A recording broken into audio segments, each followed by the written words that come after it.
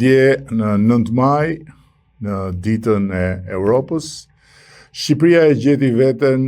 më pranë se kur Bashkimit Evropian. Për herë të parë, pas shumë dekadash, rruga drejt Bashkimit Evropian nuk duket më si një horizont i largët, por si një maj tani më e kapshme me sy dhe e arritshme në kohën që kemi në dispozicion. Negociatat kanë avancuar me ritëm, kapitujt janë hapur në kohë rekord, marrëdhënia me Bashkimin Evropian ndërtohet ditë pas dite me rezultate konkrete dhe tani më Komisioni Evropian dhe vendet anëtare përmes ambasadorëve të tyre janë në një fazë kyçe të procesit ku diskutojnë raportin e komisionit, i cili nënvizon se Shqipëria i ka plotësuar të gjitha detyrat e shtëpisë dhe është e gatshme të hyjë në fazën e mbylljes kapitujve duke kaluar përmes piketave të ndërmjetme. Dhe e gjitha kjo nuk ka ardhur rastësisht, ka ardhur me punë, ka ardhur me rezultate, ka ardhur nga një proces transformues që vazhdon në çdo sektor. Reforma në drejtësi, transformimi i administratës, digitalizimi i shërbimeve, modernizimi i ekonomisë, investimet dhe transformimet në energji, infrastrukturë, standardet të reja në sektor strategjik nuk janë pjesë shkëputura dhe asnjë listë fjalësh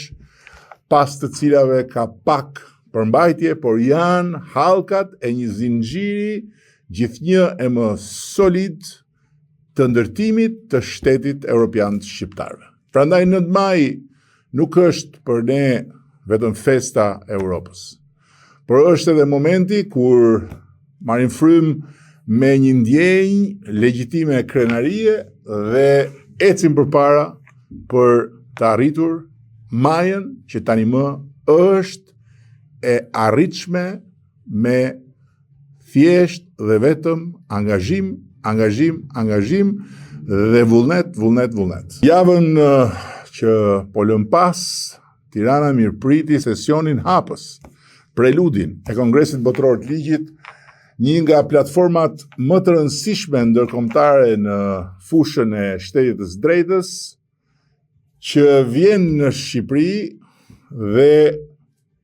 për të cilën Shqipëria bëhet mikpritse.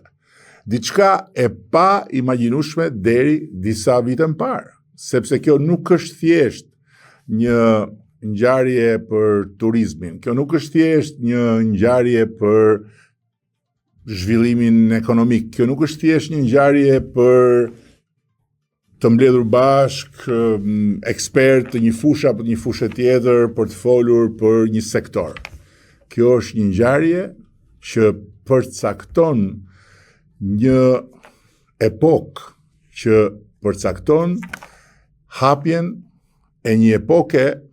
tani më të konfirmuar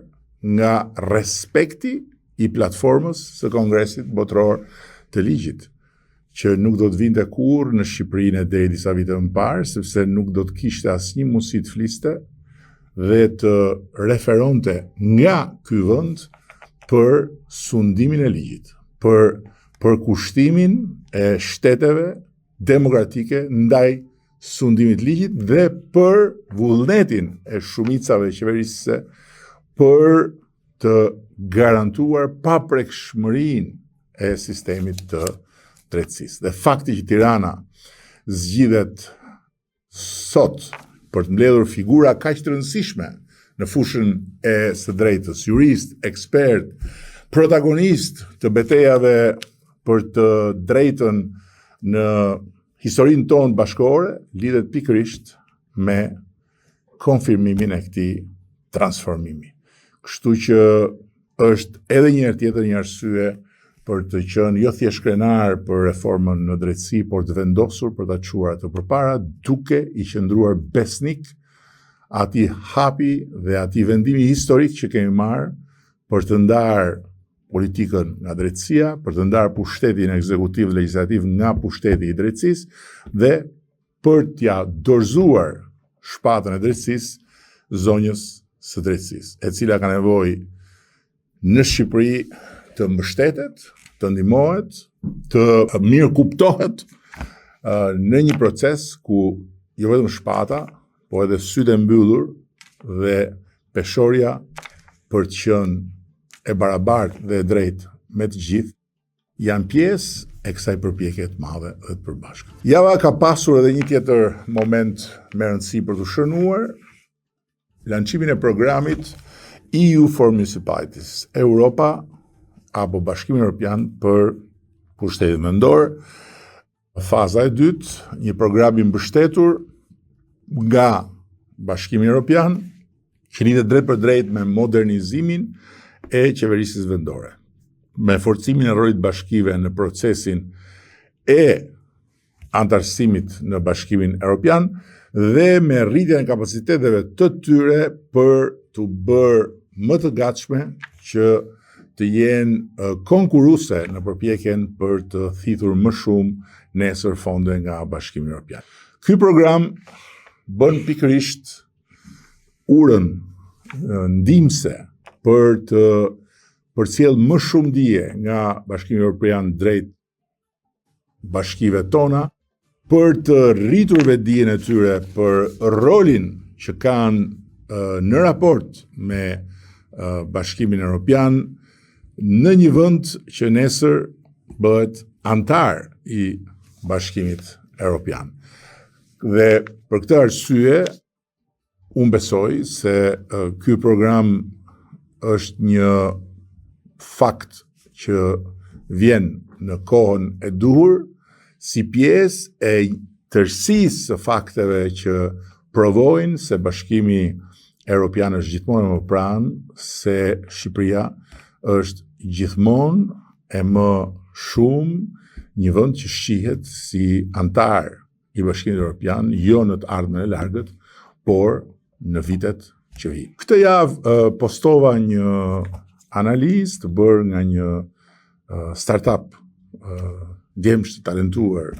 shqiptar me inteligjencën artificiale për të grumbulluar dhe vlerësuar kahjen e qëndrimeve mediatike e artikujve dhe vlerësimeve, komenteve në median tradicionale dhe në median online në raport me politikën. Dhe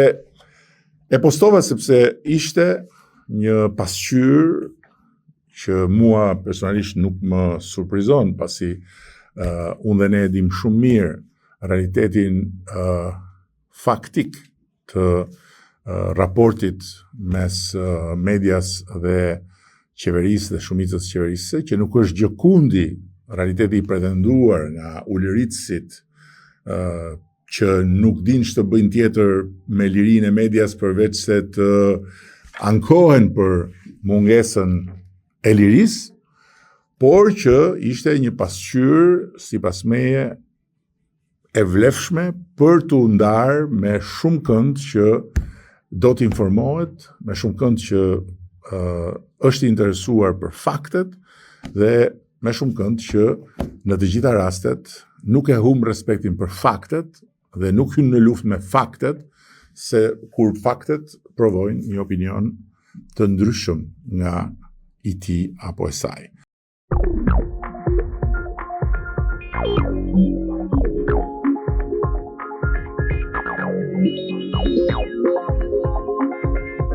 Thank you.